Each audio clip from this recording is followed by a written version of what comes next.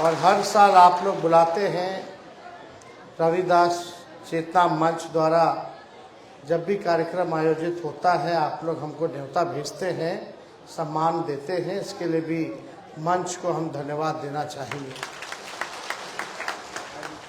और हम लोग तो शिरोमणि रविदास जी के विचारधारा को मानने वाले लोग हैं और सभी लोगों को उनकी दी हुई शिक्षा को ग्रहण करना चाहिए। खास तौर पे आज के दिनों में बहुत ही प्रासंगिक है। सभी लोगों को उनके बताए हुए रास्ते पे चलना चाहिए। आज का दौर जहां संविधान खतरे में है, लोकतंत्र खतरे में है, जहां गरीबों की नहीं सुनी जा रही है, किसानों की नहीं सुनी जा रही है, मजदूरों की नहीं सुनी जा रही है, गरीबी मिटाने की बात नहीं की जा रही है, लोगों को सामाजिक न्याय के साथ साथ आर्थिक न्याय कैसे मिले इस पे चर्चा नहीं की जा रही है, बल्कि लोग सत्ता में बैठे हुए लोग आपस में भाई को भाई से लड़ा करके सत्ता में कैसे काबिज हो, लोग वही चाहें।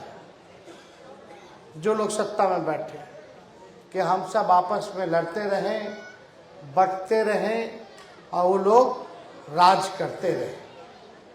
तो खास तौर पे मेरा मानना है कि देश का सबसे अगर कोई पवित्र किताब है तो वो संविधान का किताब है।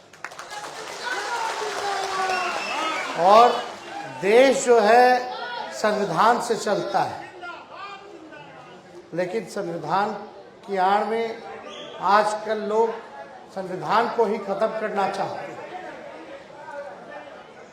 वो लोग बाबा साहब के संविधान को नहीं मानते, बल्कि वो लोग आरएसएस के एजेंडा को लागू करना चाहते हैं संविधान की जगह पर।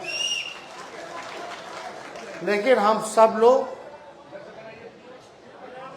एकजुट हैं और संविधान को बचाने के लिए, लोकतंत्र को बचाने के लिए जो कुर्बानी देनी पड़ेगी वो हम लोग तैयार हैं।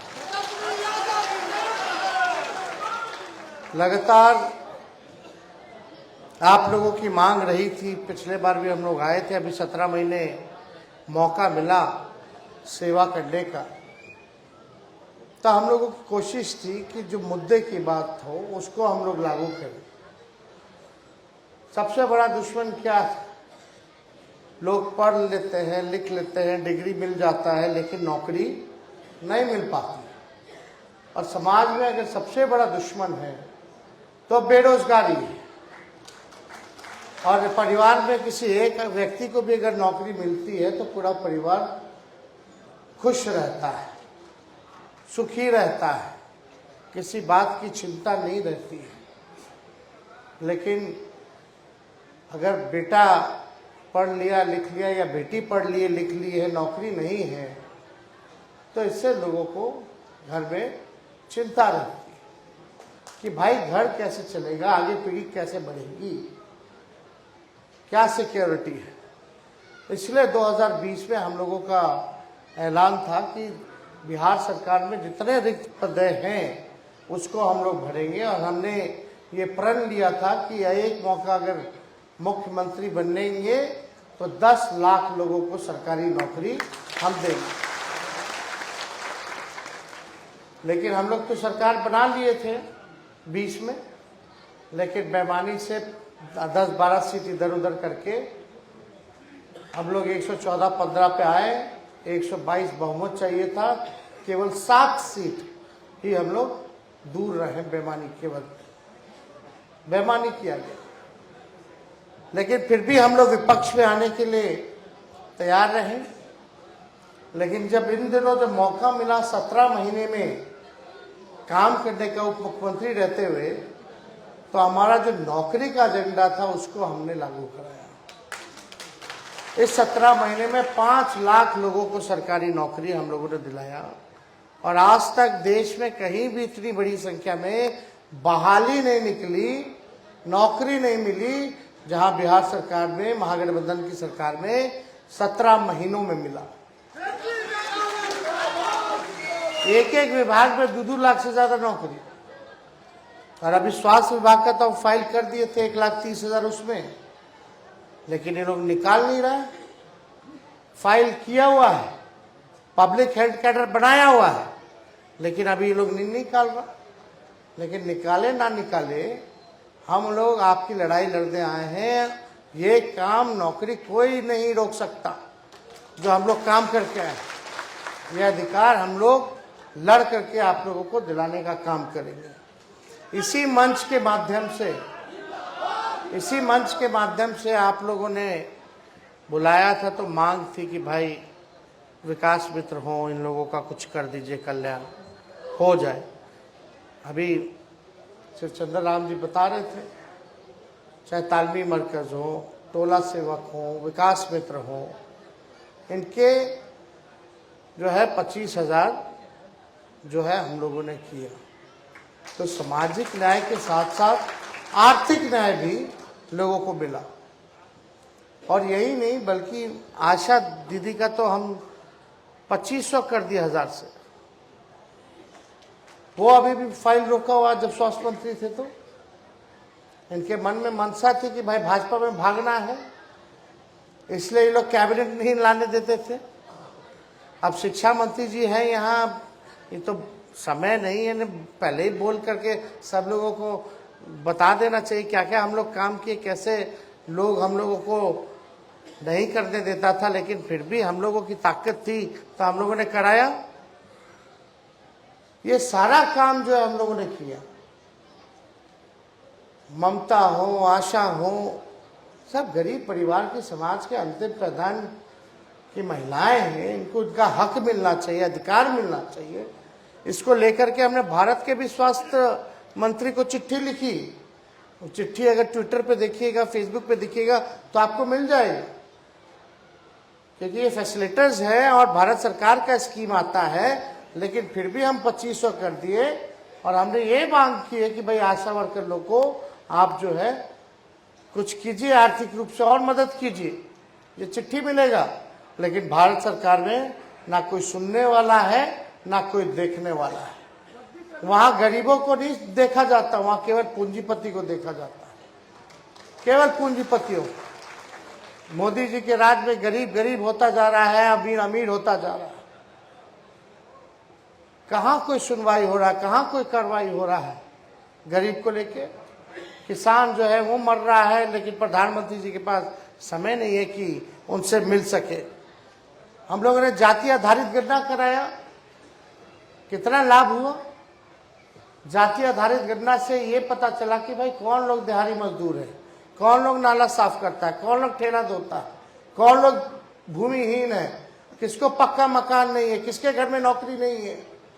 ये सारा बना और हम लोगों ने प्रोग्राम बना लिया था कि ये आंकड़ा हमारे पास आ गया है, इतने गरीब हैं, इन सब के लिए हम लोगों ने इतने बेरोजगार हैं, कौन जाति में कौन गरीब है, ये सारा निकल गया।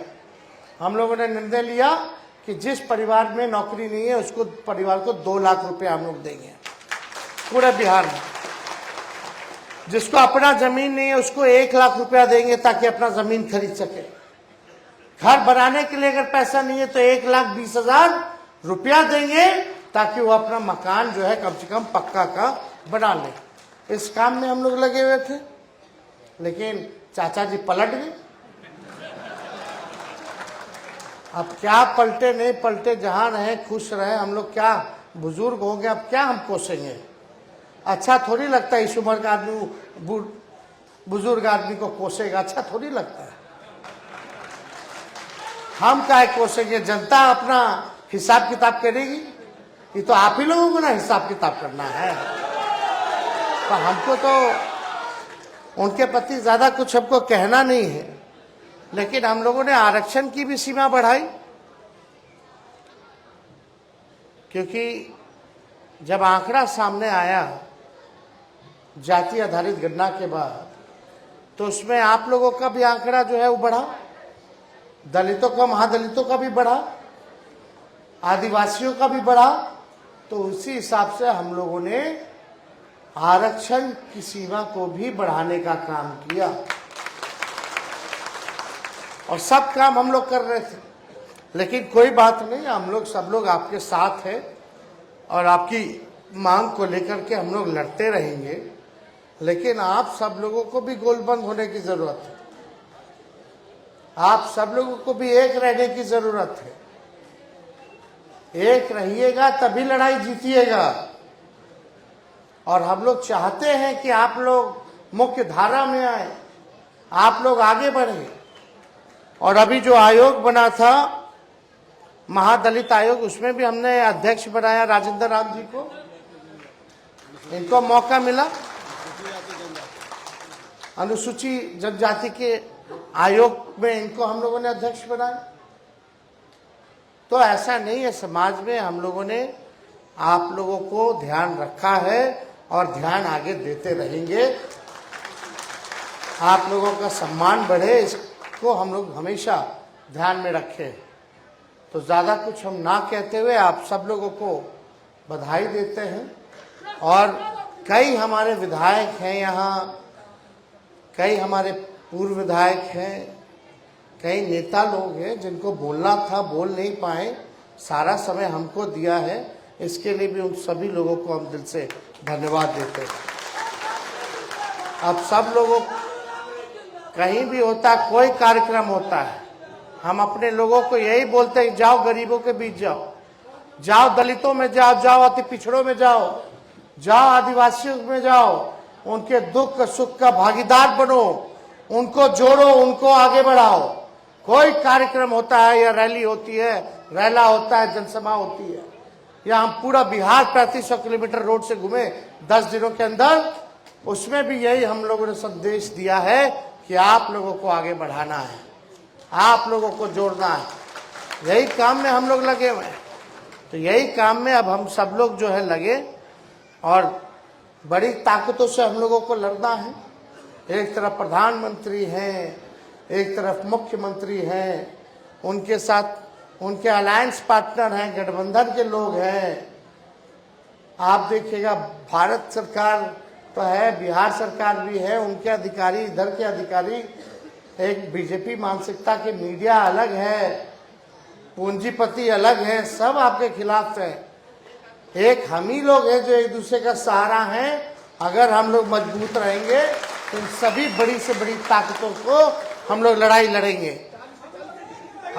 सीबीआई ईडी इनकम टैक्स भी है, सीबीआई ईडी इनकम टैक्स, वो भी बीजेपी के साथ लड़ रहा है, मतलब बीजेपी के साथ होकर उन्हीं लोग का काम को, तो सब लोगों से हम लोग लड़ रहे हैं।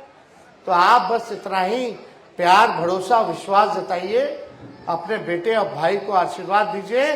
चाहे कोई बड़ी से बड़ी ताकत आएगी, हम लोग लड़ेंगे और जीतेंगे।